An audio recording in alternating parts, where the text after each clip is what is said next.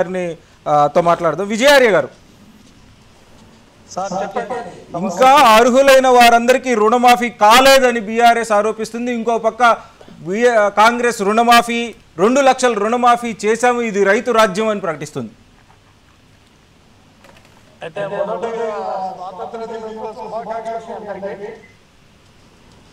చెప్పండి చెప్పండి సార్.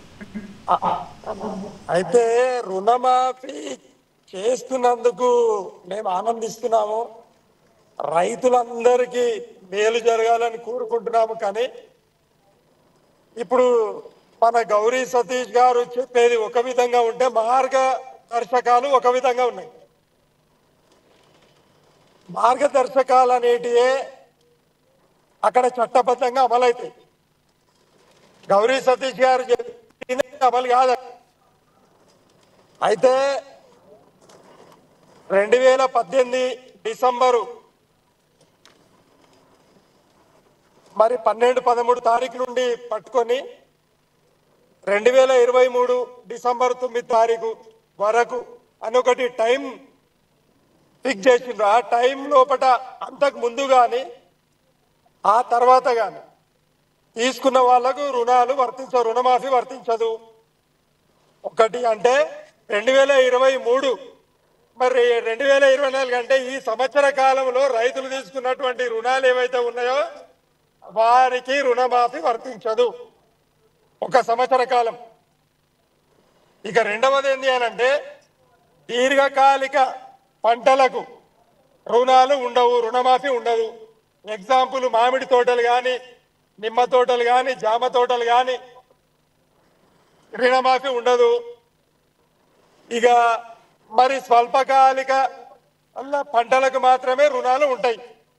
ఒకటి. రెండవది కండిషన్ సప్లైలో భాగంగా తెల్ల రేషన్ కార్డును, మరి తెల్ల రేషన్ కార్డు ఒకవైపు కాళ్లే లేవు, 9 సంవత్సరాల నుండి కాళ్లే తెల్ల రేషన్ కార్డు ఇవ్వలేదు అనుకుంటూనే తెల్ల రేషన్ కార్డును లింకు పెట్టి, మరి ఎంతమంది రైతుల దగ్గర తెల్ల రేషన్ కార్డు ఉంటుంది? మరి పింక్ రేషన్ కార్డుకు సంబంధించిన వాళ్లకు, మరి వాళ్ళు కూడా రైతులే, మరి వాళ్లకు రుణమాఫీ జరగదు. ఒక్కటి కాదు కదా, కండిషన్లలో మీకు చదువుకుంటా పోతే దాదాపు ఎక్కువ కండిషన్స్ ఉన్నాయి. కాబట్టి ఇది ఏంటంటే కొంతమంది పేద రైతులకు మాత్రమే. సతీష్ గారు చెప్తారంట. విజయార్య గారు ఒక్క నిమిషం. అసలు ₹1,00,000 రుణమాఫీ చేయడానికి 5 సంవత్సరాలు గడిపినటువంటి బీఆర్ఎస్ పార్టీ రైతుల గురించి కానీ, రైతు రుణమాఫీ గురించి కానీ మాట్లాడే నైతిక అర్హత ఉందా? ఎందుకు అనంటే ఏదైతే 1,00,000 రుణమాఫీ మాట్లాడే వీళ్ళు 1,00,000 రుణమాఫీని 4 సార్లు చేశారండి, 4 సార్లు చేశారు. అదే 25,000 ఒకసారి, 25,000 ఒకసారి. దాంతో పాటు ₹1,00,000 చేయకుండా 99,000 కదా వీళ్ళు చేసింది. అది మాట్లాడుతూ ఎప్పుడైనా ఏ బ్యాంక్ అయినా, ఏదైనా బ్యాంక్ మేనేజర్ను మీరు లైన్లో తీసుకోండి, ఏదైనా లోన్ తీసుకునేప్పుడు మీరు ఏ క్రాప్ పెట్టారు, మీది జామ తోట ఉందా, మీది మామిడి తోట ఉందా అని దయచేసి అడగరు. మీకు భూమి ఉంటే మాత్రమే లోన్ ఇచ్చే అవకాశం ఉంటుందనేది బీఆర్ఎస్ పార్టీ నాయకులు గ్రహించాలి.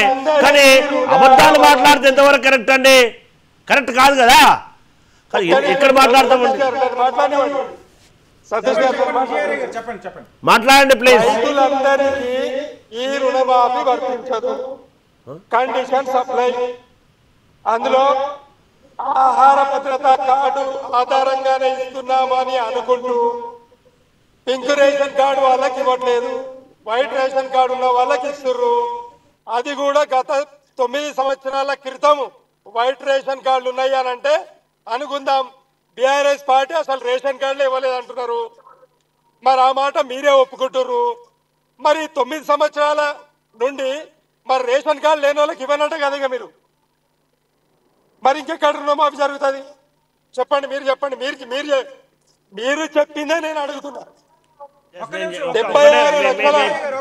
మీ ప్రశ్నకు సమాధానం చెప్తాను.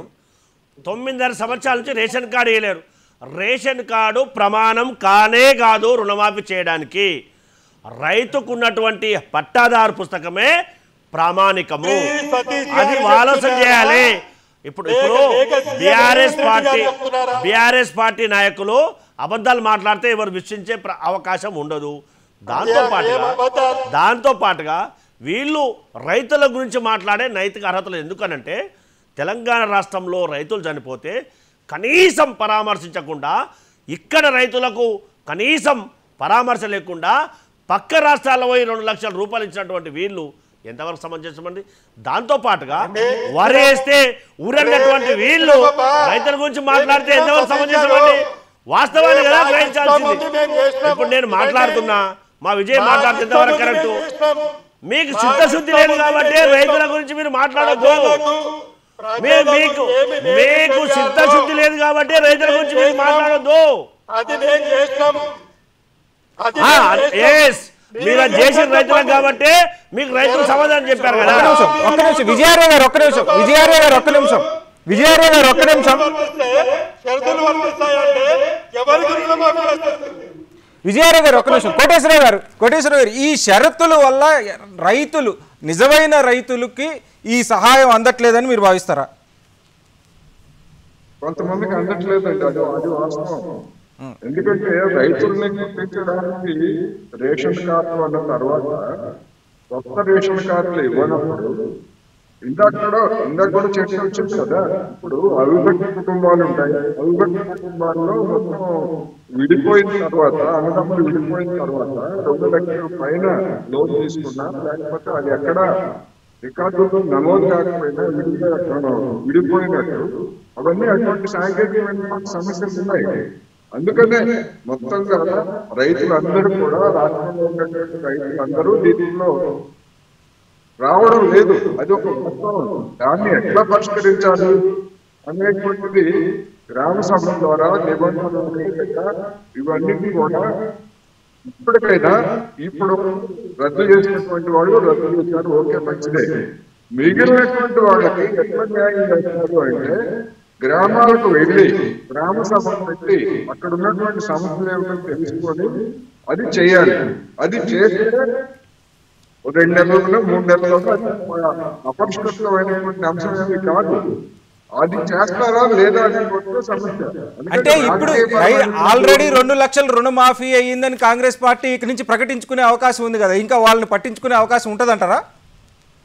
పట్టించుకోవాలి. లేకపోయేట్లయితే వాళ్ళని వ్యతిరేకం చేస్తున్నట్టే కదా. రద్దుగైనటువంటి వాళ్ళు రద్దయినటువంటి వాళ్ళు సంతోషిస్తారు, రద్దుగైనటువంటి వాళ్ళు అసంతృప్తి చెందుతారు కదా. వాళ్ళని దూరం చేసుకుంటారా మరి? ఇప్పుడు ఇందాక గౌరీ సతీష్ గారు ఎవరికి అన్యాయం జరగనివ్వమని చెప్తున్నప్పుడు దాని అర్థం ఏమిటి?